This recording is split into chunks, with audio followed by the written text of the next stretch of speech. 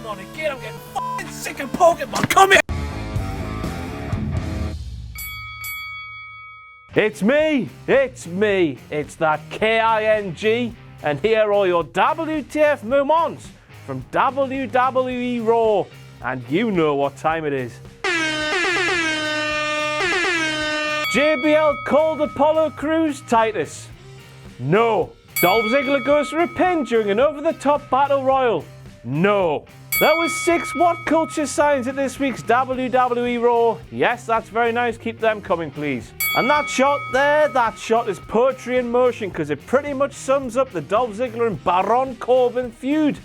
The sign says -5 stars. Now, if Darren Young winning that battle royal for the #1 contendership for the Intercontinental Championship isn't enough of a WTF moment for you, the fact he was very subdued in his celebrations while Mr. Bob Backlund was going radio f***ing rental should just about do it for you. I mean, that partnership just doesn't work on so many levels. The shitty promos, that lack of chemistry in the ring, they're just two odd parts. But judging by the result of that battle royal, WWE thinks it's working. I think is the way it goes. What is it with talk shows in WWE land these days? The main eventers, they want them more than they do championships, it seems. Seth Rollins got his own called The Rollins Report. Now, I don't know how Jim Ross's relationship is with WWE these days. Remember, he was fired in 2013 after all. But that Rollins Report name's a bit close to his Ross Report podcast name, isn't it? That Ross Report podcast, that's been around for about 3 years.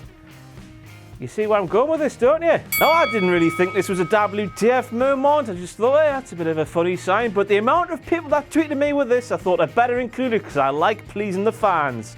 Ding. That Pokemon sign, the one that said Pokemon brought me here with the Brock Toys thing. Aye, bit of funny that one. It's 5 past John, and this time JBL reckons that Farouk, his old tag team partner in the ABA, was drafted to Raw during that first ever draft back in 2002.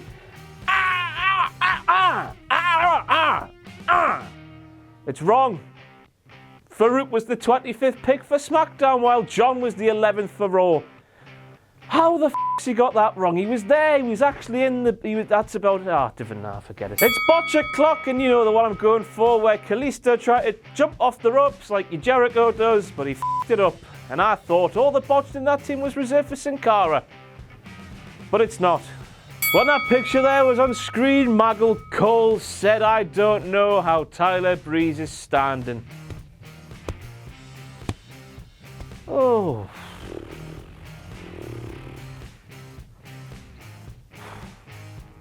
I can only presume that Maggle thinks that Hornswoggle's a very good-looking midget these days. Dean Ambrose says that Seth Rollins knows how many body parts he's lost during his career while stood in the ring with a head, 2 arms, 8 fingers, 2 thumbs, a torso, a pair of legs and a pair of feet. So either he's lost his toes or he's lost his dick. Shane puts Sami's in on commentary for the Kevin Owens versus Cesaro match, and then Stephanie McMahon takes him off it. I mean, when did her input carry more weight than Shane's? They're still running the show together till next week when Shane buggers off to SmackDown. And once again, that's a good example to us all that Stephanie McMahon is the most selfish performer in professional wrestling ever. It's always about her, it's always about putting her over. Cow. That moment when Kevin Owens started to cut a CM Punk pipe bomb from 2K11. He's the best in the ring, he's the best on the mic, he's the best on the announce table.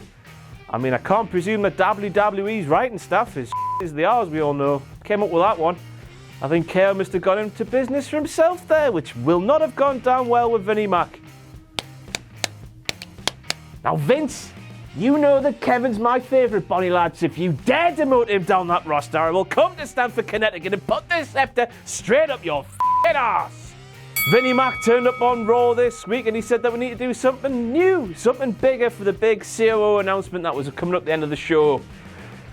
And to do this, he said he'd rename the COO to the Commissioner, a move that is very familiar to us wrestling fans. I mean, there's only been 1, 2, 3, 4, 5, 6, 7, 8, 9, 10, 11, 12, 13 and 14. There's been 14, you know, in WWE and WCW. You know, the 2 big lads, the 2 global juggernauts in the wrestling world ever. So it's not new. No, not one bit. stupid, big, muscular, pensioner idiot. John Cena tweeting the words great and creative in the same tweet. Ha ha ha, that won't have happened for a long time, will it? You know, because of the shy creative in WWE. Jokes. It's 10, quarter past, 20 past, John, who the f knows, but Michael Cole posed the question whether it was actually Blueberry Muffin Day, to which JBL said, yes it was, don't you keep up with Blueberry Day? I mean, that's the wrong thing to say, it's so ambiguous. I mean, that could mean Blueberry Pie Day on April 28th, or it could mean Blueberry Cheesecake Day on May 26th. It could mean any of the blueberries, not just the muffins. Are these John O'Clocks getting a bit petty? Maybe. Nah, f him, he blocked me on Twitter, so he deserves all this. JBL? Yeah! TNA are better than WWE at something. They're better at putting on fights in swamps. Give me It's a Dilapidated Boat over Braun Strowman floundering in a muddy puddle any day of the week.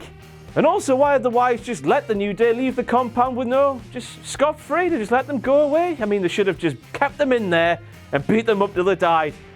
They kind of beat New Day. No, not till they died. But anyway, they should have done a lot more than they did. This meant the segment went nowhere, which just leads me to believe that it was WWE just trying to get one over poor old TNA, even though they didn't have to.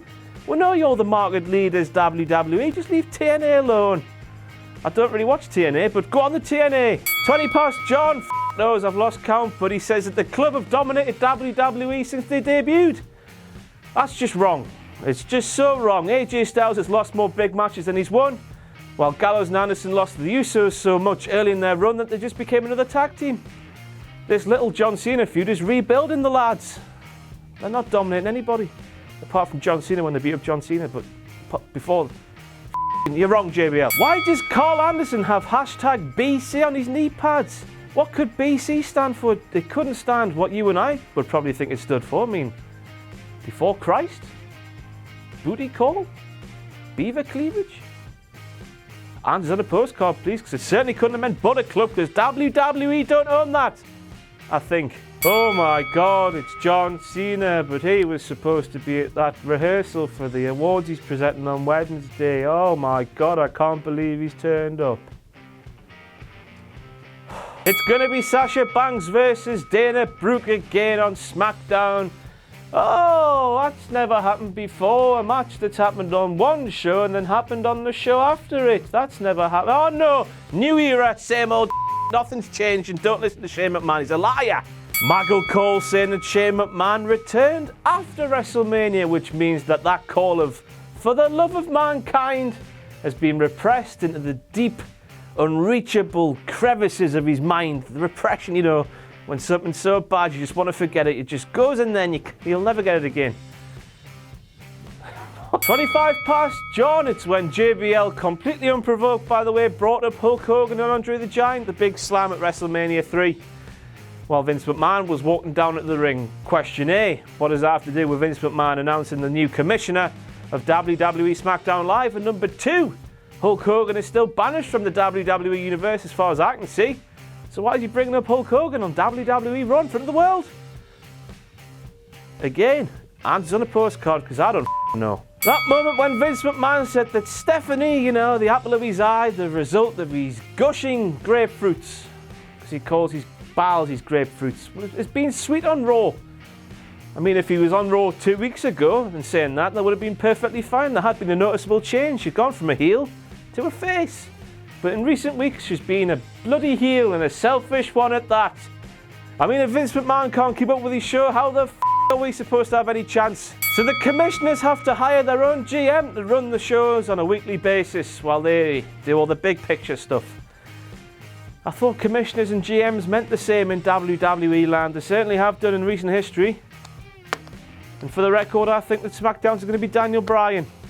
Just you watch. And finally, we end with Stephanie McMahon finally getting some comeuppance. Get the f in there. She finally deserves it. She fell over, didn't she, this silly mare? She came down the steps in her 12-inch heels and she fell over. Oh, God, it's the greatest moment in WWE history. It really is. Anyway, that's it for this week's WTF Moments from WWE Raw. I'll see you on Wednesday or Thursday for WCPW, WTF Moments, and then on Friday for SmackDowns. Tatty boo.